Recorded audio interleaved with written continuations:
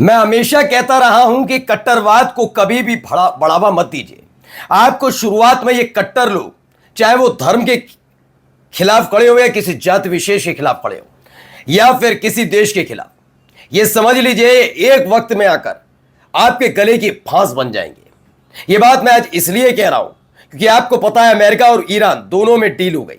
America यानी Trump खुद चाहते हैं कि इस पूरे इलाके से जल्द कैसे भी करके अमेरिकी सैनिकों को बाहर निकाला जाए और अब ईरान के साथ शांति स्थापित हो।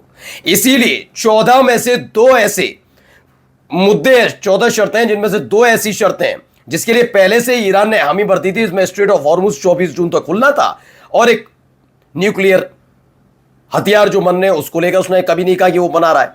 बाकी की बाकी जितनी 12 शर्तें हैं वो ईरान की शर्तें हैं जिस पर अमेरिका ने हामी भरी है।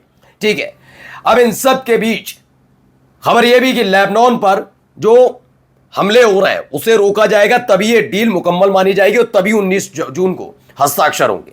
ट्रंप को लगा कि पहले जैसे उन्होंने नेतन्याहू की मदद की है, इजराइल की मदद की है, इस बार भी एक बार में कहेंगे तो नेतन्याहू घुटने के बल बैठ जाएंगे। लेकिन जानते हैं क्या हुआ? इस डील के फौरन बाद ही नेतन्याहू ने आंखें दिखा दी है ट्रंप को। साफ लफ्जों में कहा है, घिसर पिसर टाइप की नहीं, साफ साफ कह दिया आपका अपनी होगी डील, हम आपके अधीन नहीं है। बेन गुएर 4 कदम आगे आकर ट्रंप के लिए क्या बोल गए वो दिखाऊंगा। इसके बाद अमेरिका में हड़कंप है। अमेरिका में जो बड़े बड़े अधिकारी हैं उन्होंने कह दिया कि इसीलिए हम इजराइल के साथ खड़े नहीं तो, और यही वक्त है जब उसे इंटेल सर्विस के साथ साथ यानी इंफॉर्मेशन देने के साथ साथ आप हथियार देना भी बंद करें। वहीं खबर निकलकर सामने आई कि वापस लौट रहे हैं कई लेबनान के लोग, लेबनान की जनता, जो गांव जो शहर खाली हो गए थे उसकी वजह से वो वापस लौट कर जा रहे हैं। उनको पूरा भरोसा है कि ईरान के साथ अगर डील हुई है तो ये मुकम्मल ही होगी, वरना ईरान फिर से रक्षा बिगाड़ देगा इजराइल का भी और अमेरिका की मिलिट्री बेस का भी। और दिखाऊंगा आपको एक और शिप पर कब्जे की खबर निकल कर आई। एक नई जंग की शुरुआत तो नहीं है। नमस्कार, मैं हूं प्रज्वल गौतम और आप देख रहे हैं न्यूज सर्किल। सबसे पहले जरा ये खबर देखिए, ये नेतन्याहू को लेकर खबर है। तो खबर यह है, मीडिया रिपोर्ट के मुताबिक नेतन्याहू ने ट्रंप से कहा है, किसने? नेतन्याहू ने, इजरायली सेना लेबनान से नहीं हटेगी।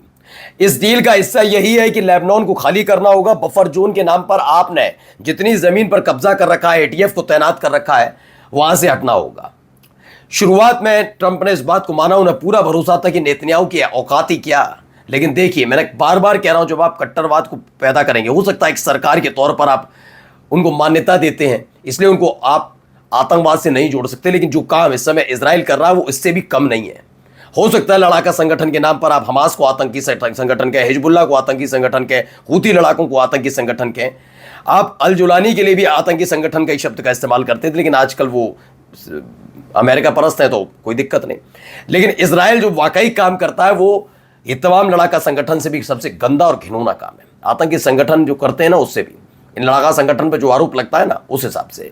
अब देखिए, नेतन्याहू ने कह दिया लेबनान से इजरायली सेना नहीं हटेगी और इजराइल खुद को यूएस ईरान एमओयू में लेबनान क्लॉज से बंधा हुआ नहीं मानता। अब देखते रह गए ट्रंप क्या करेंगे, बताइए।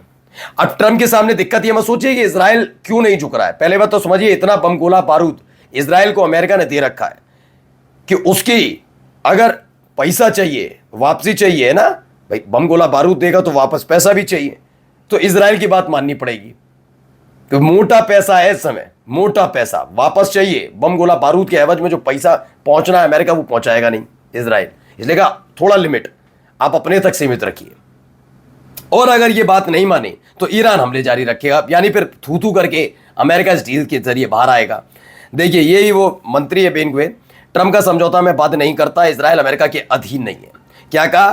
ट्रंप का समझौता हमें बाध्य नहीं करता और अमेरिका जो इजराइल जो है वो अमेरिका के अधीन नहीं है। स्पष्ट कर दिया गया कि हम अधीन नहीं है, हम जो चाहें वो करें और लेबनान पर हमले होते रहेंगे। देखिए, इजराइल के राष्ट्रीय सुरक्षा मंत्री इतामार बेन गुएर, ये वही आदमी है जो गजा में बूढ़ों को मारा जा रहा था, बच्चों को मारा जा रहा था, गर्भवती महिलाएं, सबको मारा जा रहा था, तभी बड़ा खुश होता था।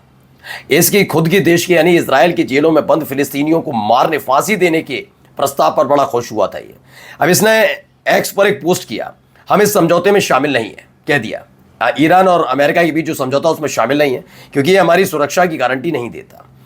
हमें लेबनान में उस किसी भी इलाके से पीछे नहीं हटना चाहिए जिस पर हमारे लड़ाकों ने कब्जा किया है, यानी कि इजराइल की सेना ने जिन पर कब्जा कर लिया है उनसे पीछे नहीं हटने की बात यह आदमी कहता हुआ नजर आता है।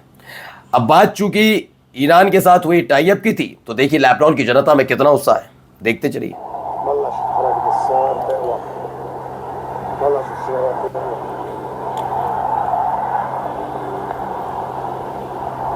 देखिए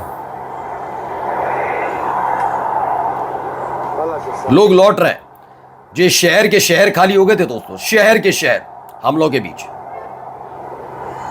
गांव शहर सब खाली हो गए थे। लेकिन अब ईरान के साथ जिस तरीके से डील हुई अमेरिका की, और जिसमें लेबनान का भी क्लॉज है, उसके बाद ये लोग अपने घर वापस लौट रहे हैं। जबकि ये काम लेबनान की सरकार, लेबनान की सेना को करना चाहिए था। वो तो पूरी तरह से इजराइल के सामने, अमेरिका के सामने नतमस्तक थी। लेकिन यहां पर ये वापस लौटाने की जिम्मेदारी ईरान की बदौलत और इस ईरान की इसीलिए तारीफ की जा रही है। चलिए अगली खबर देखिए। ये है जो एक कैंट, जो farmer head of the US national counter terrorism centre, America के नेशनल काउंटर टेररिज्म सेंटर के ये हेड रह चुके हैं। इन्होंने पहले तो अमेरिका ईरान पीस डील का स्वागत किया। साथ ही उन्होंने कहा कि ये बहुत ज़रूरी हो गया है कि इस डील के फौरन बाद जो मिलिट्री और इंटेल असिस्टेंस है, ठीक है ना, जो इक्विपमेंट्स हथियार हम देते हैं इजराइल को, वो और इंटेल असिस्टेंस यानी कि हम खुफिया जानकारी जो उपलब्ध कराते हैं, उन तमाम चीज़ों से इजराइल से पीछे हटना चाहिए। अब इजराइल को ये सब चीज़ें मुहैया नहीं कराई जानी चाहिए, क्योंकि इजराइल लगातार आंखें दिखा रहा है। फिलहाल अब ट्रंप की तरफ सबकी नजरें हैं, क्या होगा क्या नहीं, क्या वाकई तैयार है नहीं तैयार है। अब आइए, एक और अमेरिकी सांसद है क्रिस मर्फी ने कहा अगर ईरान के साथ कोई अंतिम समझौता होता है तो वह तेहरान के सामने सरेंडर जैसा लगेगा, और बिल्कुल लगेगा नहीं, होना भी चाहिए, क्योंकि आपने हमला किया था। अमेरिका और इजराइल ने ईरान पर अटैक किया था, ईरान ने कोई हमला नहीं किया था, तो सरेंडर तो करना पड़ेगा। ये कोई बात का मतलब थोड़ी ना कि आप हमला भी करें, पिटे भी आप ही, और आप ही की जीत के ढिंडोरा पीट कर आपको वापस भेजा जाए, ऐसा तो नहीं हो सकता।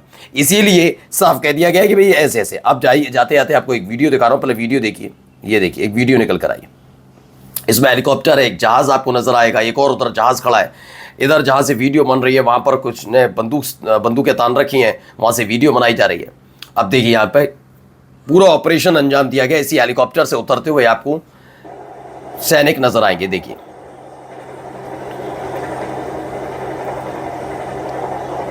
ये मरीन, ये जो जितने भी सोल्जर्स हैं वहां उतर रहे हैं इस शिप पर।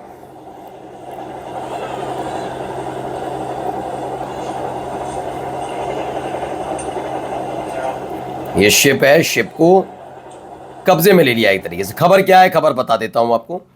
दरअसल अभी तक खबर आ रही थी कि इसके जहाज पर, हमारे देश के जहाज पर 3 पर हमला कर दिया, कई और जहाज़ों पर अटैक हुआ, ये तमाम चीज़ें थी। अब ये जो अटैक हुआ, ये अटैक मत समझिए, इसे कहिए कब्जे में लेना। तो ये रूस का जहाज़ है जिसे ब्रिटेन ने अपने कब्जे में ले लिया। ये पहली बार है जब यूके ने, ब्रिटेन ने अपने पानी में रूसी शैडो फ्लीट टैंकर को पकड़ा है। मिसाइल या गोला नहीं मारा, बल्कि रॉयल मरीन्स कल रात इंग्लिश चैनल में टैंकर सेम्ट्रोस पर हेलीकॉप्टर के जरिए चढ़े। ये जहाज 1 लाख टन से ज्यादा रूसी कच्चा तेल ले जा रहा था। अब इंतजार है इसका जवाब रूस कैसे देता है। नमस्कार।